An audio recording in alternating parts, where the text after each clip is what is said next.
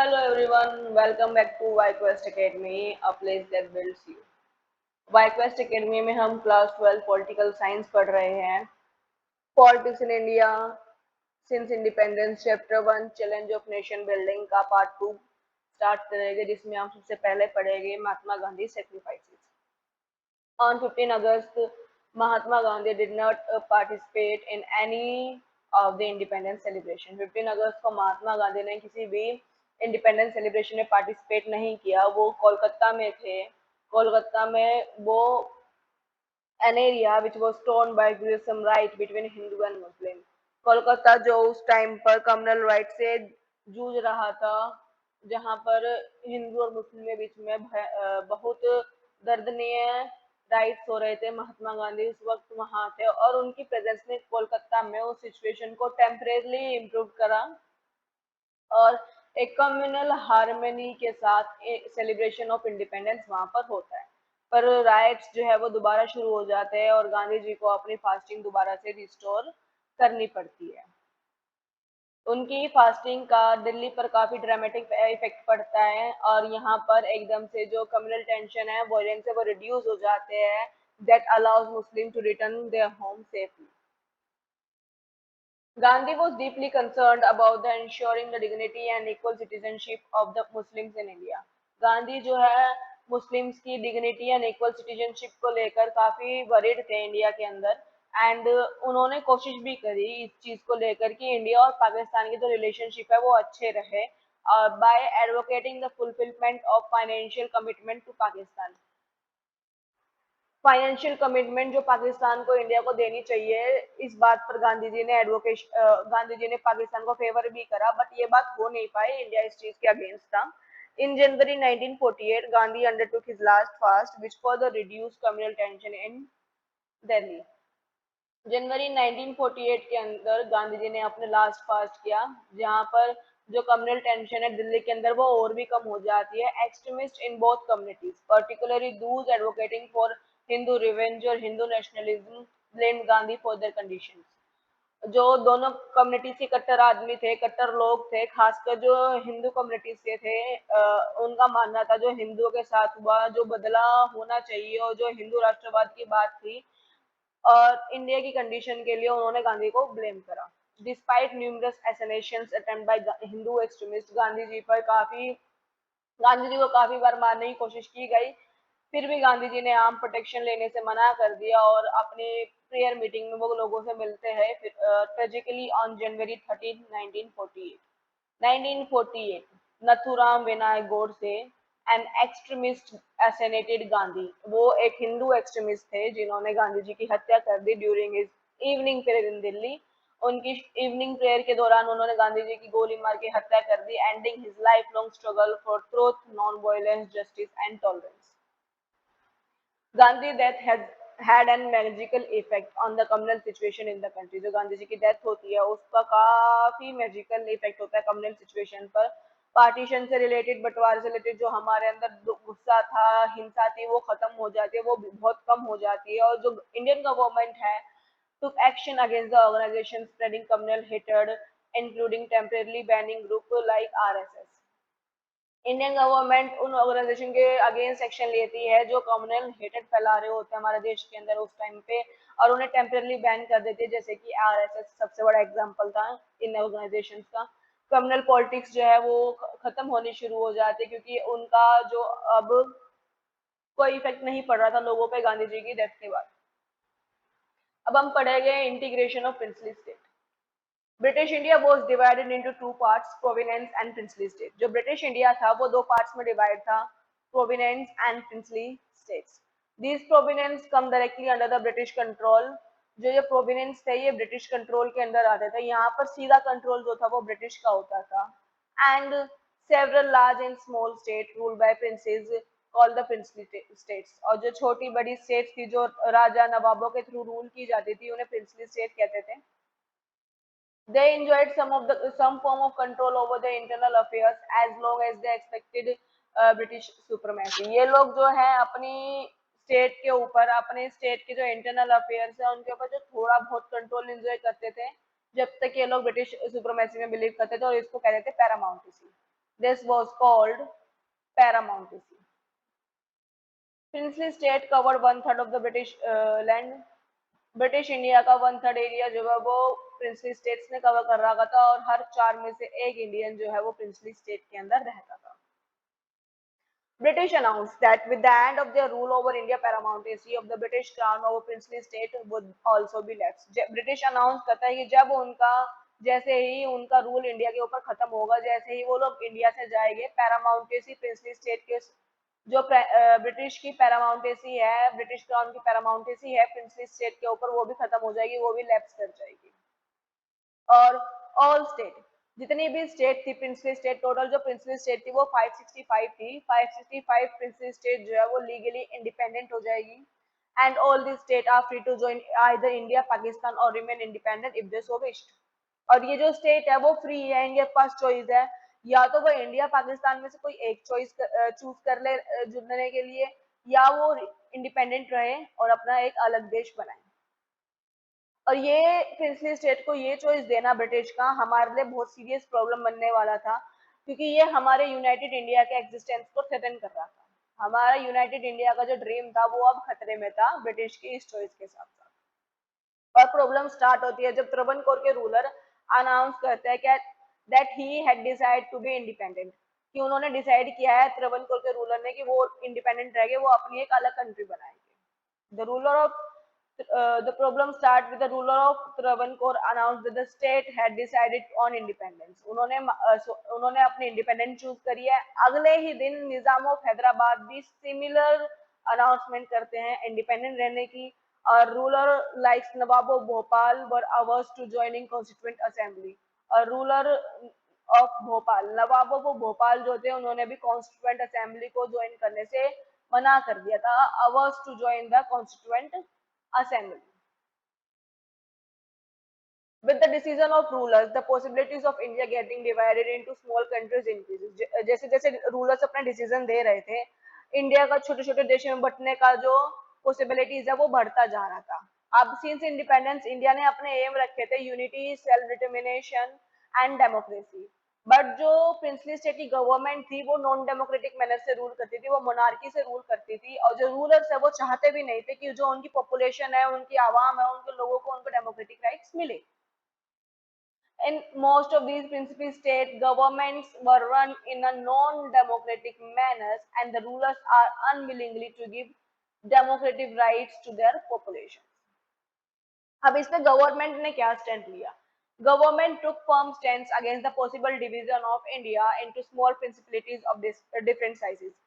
Government ने इस पे काफी फर्म स्टैंड लिया. गवर्नमेंट जो है टोटली अगेंस्ट थी जो इंडिया का डिवीजन हो रहा था छोटी छोटी प्रिंसिपलिटीज में डिफरेंट साइजेस के अंदर. इंडिया इसके काफी अलग अलग थी, क्योंकि अंडर माउंटबेटन प्लान ये तो प्रिंसली स्टेट्स को तो चॉइस मिल गई कि वो पाकिस्तान या इंडिया ज्वाइन कर ले और या अपना अलग देश बनाए. पर ये हमारे लिए अच्छा नहीं था, हमारी यूनाइटेड इंडिया के लिए ये एक अच्छी बात नहीं थी. उस वक्त Sardar Patel was India's deputy prime minister and home minister during the crucial period immediately following independence.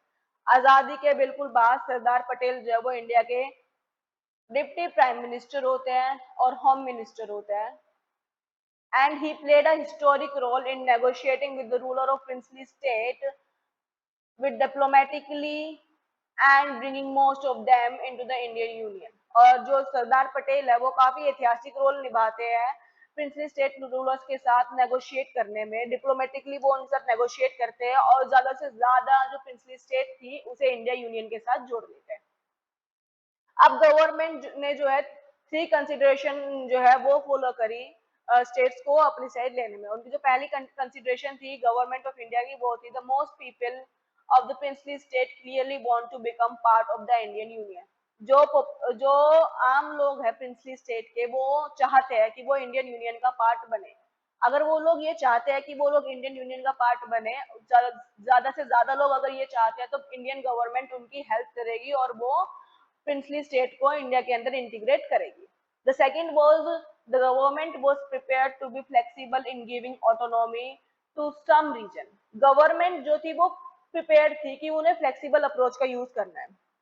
Government जो थी उन्हें पता था कि वो यहाँ पर एकदम से उनकी जो रीजन है वो उनसे छीन कर अपनी अथॉरिटी नहीं लगा सकती, तो वो प्रिपेयर थी फ्लेक्सिबल रहने के लिए और autonomy to give autonomy to some region, उन सम रीजन को ऑटोनॉमी एक स्पेशल स्टेटस देने के लिए गवर्नमेंट काफी फ्लेक्सिबल थी, गवर्नमेंट ने फ्लेक्सिबल अप्रोच को अडॉप्ट किया। The idea was to accommodate plurality and adopt a flexible approach in dealing with the demand of the region. जो रीजन्स की डिमांड के लिए गवर्नमेंट ने एक फ्लेक्सिबल अप्रोच को अपनाया।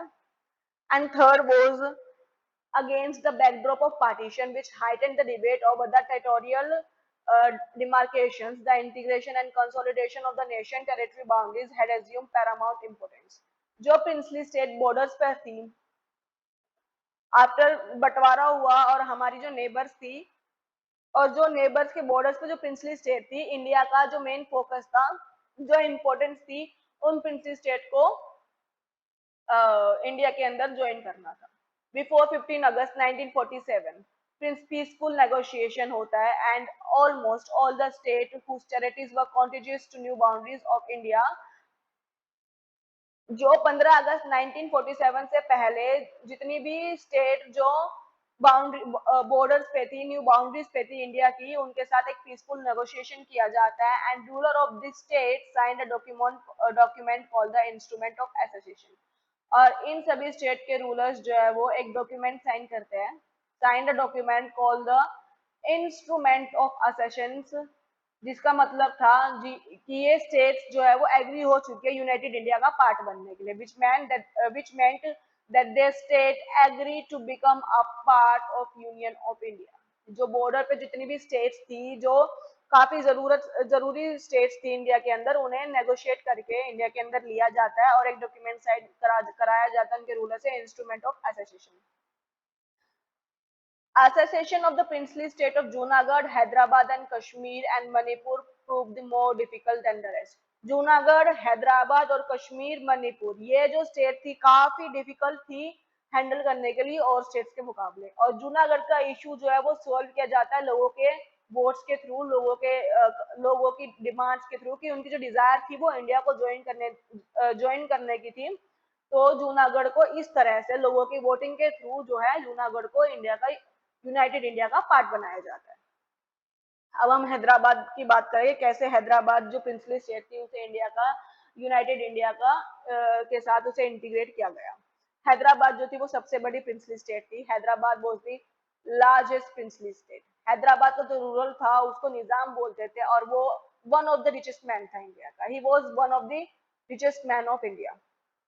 निजाम ने डिसाइड किया था कि वो इंडिपेंडेंट स्टेटस लेके हैदराबाद के लिए, और वो इंडियन गवर्नमेंट के साथ एक स्टैंड स्टिल एग्रीमेंट में आते हैं नवंबर 1947, जो एक साल तक चलता है। और जब नेगोशिएशन हो रही होते गवर्नमेंट इंडिया के साथ, उस वक्त पर people of Hyderabad start a movement against Nizam rule. जो हैदराबाद के लोग थे, जो हैदराबाद की कॉमन पब्लिक थी, उन्होंने निजाम के अगेंस्ट एक मूवमेंट स्टार्ट किया जिसमें the peasantry in the Telangana region is particularly was the victim of Nizam oppressive rule rose against him. जो तेलंगाना के पेजेंट्री थे, किसान थे, उन लोगों ने इसके साथ खिलाफ जो है निजाम के खिलाफ मूवमेंट शुरू करता है, वो इसके खिलाफ उठते हैं और इस प्रोटेस्ट को जो है वुमेन भी ज्वाइन करती है। इस प्रोटेस्ट को वुमेन भी ज्वाइन करती है। ये प्रोटेस्ट बहुत बड़ी मात्रा में होता है और हैदराबाद जो है इसका सेंटर बनता है। इस प्रोटेस्ट का जो सेंटर होता है वो हैदराबाद होता है। The communist and the Hyderabad Congress were in the four front of the movement. जो कम्युनिस्ट और हैदराबाद कांग्रेस होती है वो इस मूवमेंट को आगे लेके जाती है एंड निजाम भी इसका रिस्पॉन्ड करता है। The Nizam responded by unleashing a paramilitary force known as razakars on the people. Nizam जो है अपनी पैरामिलिट्री फोर्स छोड़ देता है इन लोगों के ऊपर। They murdered, maimed, raped and looted, targeting particularly the non Muslims. जो रजाकार थे, जो निजाम की फोर्स थी, उसने लोगों की हत्या करी, उन्हें लूटा, रेप किया औरतों का, खासकर जो है उन्होंने नॉन मुस्लिम को टारगेट किया। दे murdered, maimed, raped and looted, targeting particularly the non-Muslims. अब जो है central government had to, situation को देखते हुए सेंट्रल गवर्नमेंट को आर्मी को यूज करना पड़ा इस सिचुएशन को टैकल करने के लिए। In September 1948 Indian army moved into the control the Nizam force. Indian army Nizam force को कंट्रोल करने के लिए आगे बढ़ती है और कुछ दिनों की इंटरमिटेंट फाइट के बाद निजाम को सरेंडर करना पड़ता है and this led to the Hyderabad association to India. और यहीं से जो है हैदराबाद यूनाइटेड इंडिया के साथ इंटीग्रेट हो जाता है। Next we will read about Manipur. Before independence the maharaja of Manipur बहुत चंद्र Singh signed the instrument of association with the Indian government. Independence से पहले जो मणिपुर के महाराज थे बहुत चंद्र सिंह, उन्होंने instrument of association contract sign किया इंडिया के साथ, इंडियन गवर्नमेंट के साथ। बट गवर्नमेंट जो इंडियन गवर्नमेंट है उन्हें अश्योर किया था कि जो इनकी इंटरनल ऑटोनॉमी है मणिपुर की वो मेंटेन की जाएगी, मणिपुर को स्पेशल स्टेटस मिला। बट जो under the pressure of public opinion the Maharaja had election in Manipur in June 1948।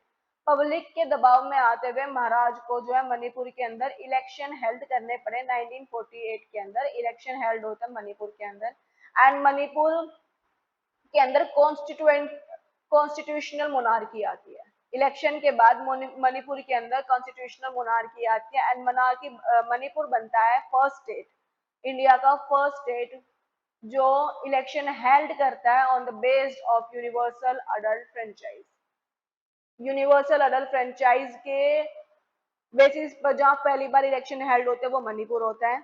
In the legislative assembly of Manipur there was a sharp difference over the question of merger of Manipur India. जो legislative assembly थी मणिपुर की उसके अंदर एक काफी sharp difference होता है मणिपुर को मर्जर को लेकर, जो मणिपुर का मर्जर होगा इंडिया के साथ लेकर उसके ऊपर, क्योंकि जो स्टेट कांग्रेस थी वो चाहती थी कि जो मणिपुर है वो इंडिया के साथ मर्ज कर जाए और जो अदर लोकल पॉलिटिकल पार्टीज थी वो इस चीज को बहुत स्ट्रांगली अपोज भी कर रही थी। अदर पॉलिटिकल पार्टी इस चीज को अपोज कर रही थी।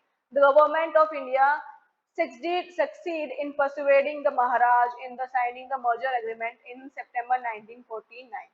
और फाइनली सितंबर 1949 में इंडियन गवर्नमेंट सक्सेसफुली महाराज और मणिपुर को प्रोसीड कर लेते हैं कि उन्हें एग्रीमेंट साइन कर लेना चाहिए और 1949 की सितंबर को ये मर्जर एग्रीमेंट भी साइन हो जाता और इस तरह से मणिपुर भी यूनाइटेड इंडिया में इंटीग्रेट हो जाता है। अब हम पढ़ेंगे रीऑर्गेनाइजेशन ऑफ द स्टेट।